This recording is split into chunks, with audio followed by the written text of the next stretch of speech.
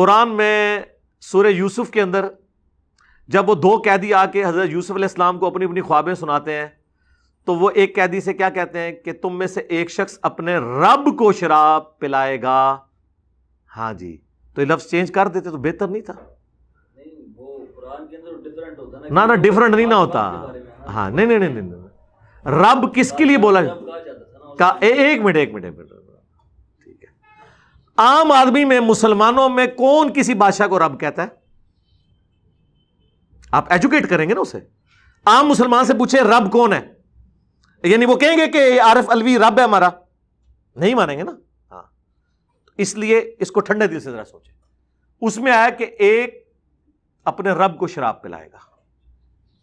رب پالنے والا, آقا, یہ کامن ورڈ ہے اللہ اور مخلوق کے درمیان. اس طرح کئی الفاظ ہیں, رؤوف رحیم.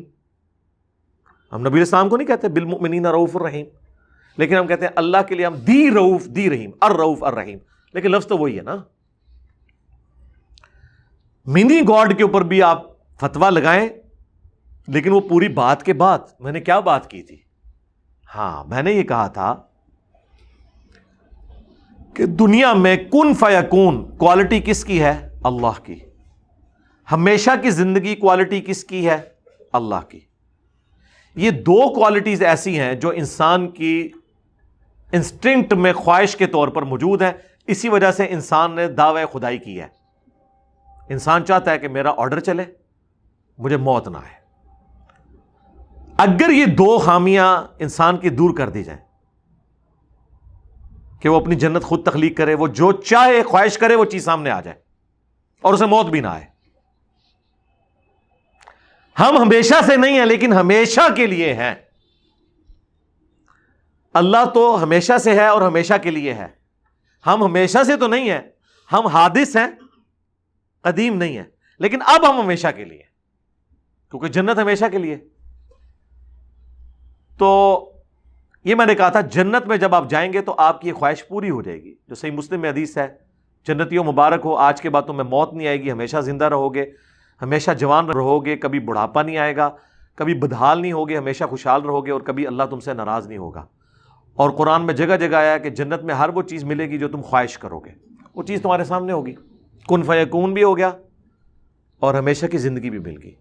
یہ پوری تمہید بنانے کے بعد میں نے ایک جملہ بولا تھا, گویا کہ, اور یہ کس کانٹیکسٹ میں نے بات کی تھی کہ ہم اپنے رب سے کیوں محبت کریں؟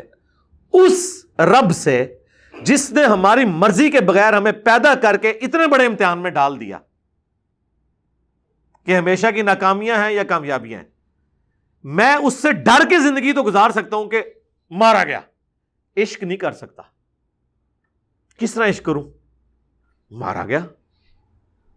تو محبت کا جذبہ میرے اندر کس صورت میں آئے گا کہ اگر میں یہ کانسیپٹ رکھوں کہ اللہ اکیلا تھا, اس نے اپنی خدائی میں کسی کو شریک نہیں کیا, لیکن یہ اس کا احسان ہے مجھ پہ کہ چند سالوں کی زندگی کے عوض مجھے وہ ہمیشہ کی جنت میں زندگی دینے والا ہے, جس میں کن فیکون کی کوالٹی مجھے مل جائے گی, ہمیشہ کی زندگی مجھے مل جائے گی. گویا کہ میری ایک جو خواہش تھی, اس اللہ سے میں کیوں نہ محبت کروں کہ جس نے اپنی خدائی میں مجھے اس اعتبار سے شامل کیا. اور اس میں نے جملہ بولا کہ خالق اور مخلوق کا فرق ہے اس اعتبار سے, لیکن کوالٹیز میں میرا دل باغ باغ ہو جاتا ہے جب میں سوچتا ہوں کہ اللہ تو اکیلا تھا, وہ تو کسی کا محتاج نہیں ہے, لیکن اس نے کہا آؤ میں شیئر کرتا ہوں, ہمیشہ کی زندگی بھی تمہیں دیتا ہوں اور کن فیکون بھی تمہیں دیتا ہوں. اب میرے دل میں اس کے لیے جذبہ پیدا ہوتا ہے, واہ میں تو کچھ بھی نہیں تھا, پیدا کیا اور مجھے ساتھ شامل کر لیا, تو بھی ہمیشہ رہے گا, تیرا بھی آرڈر چلے گا. تو ایسے رب سے میں پیار کیوں نہ کروں؟ تو اس پہ میں نے جملہ بولا تھا گویا کہ منی گاڈ انسان بن گیا, اور میں نے ساتھ جملہ بولا تھا خالق اور مخلوق کا فرق رہے گا. جب میں یہ جملہ بولتا ہوں تو یہ فقہ حنفی کا بھی رول ہے کہ اگر کوئی شخص ایسا جملہ بولے جس میں 99 مطلب کفر کے نکلے اور ایک اسلام کا, تو مفتی پر واجب ہے کہ اسلام والا فتویٰ لگائے, اور میرے اس میں 99 نہیں 100 مطلب ہی ایمان کے نکلتے ہیں, کفر کا کوئی نکلتا نہیں ہے.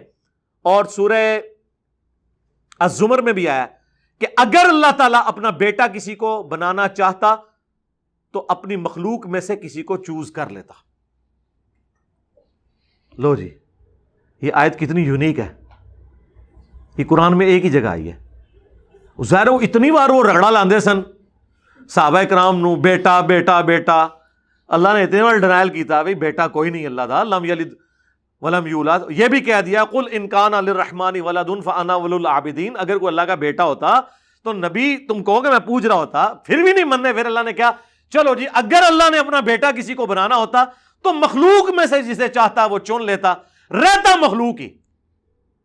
اللہ کا بیٹا بھی ہوتا اور مخلوق بھی ہوتا.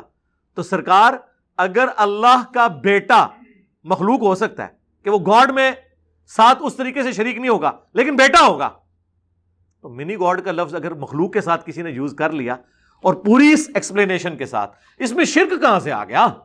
شرک تو تب ہے، شرک کی بنیادی ڈیفینیشن ہے کہ آپ نے مخلوق اور خالق کو ایک کر دیا. تو سرکار یہ تو نہیں ہے. قدیم کو حادث سے الگ کر دیا، توحید ہے. ہم نے جب کہہ دیا ہم حادث ہیں، مخلوق ہیں، اب جتنی باتیں آپ مرضی کریں شرک نہیں ہوگا.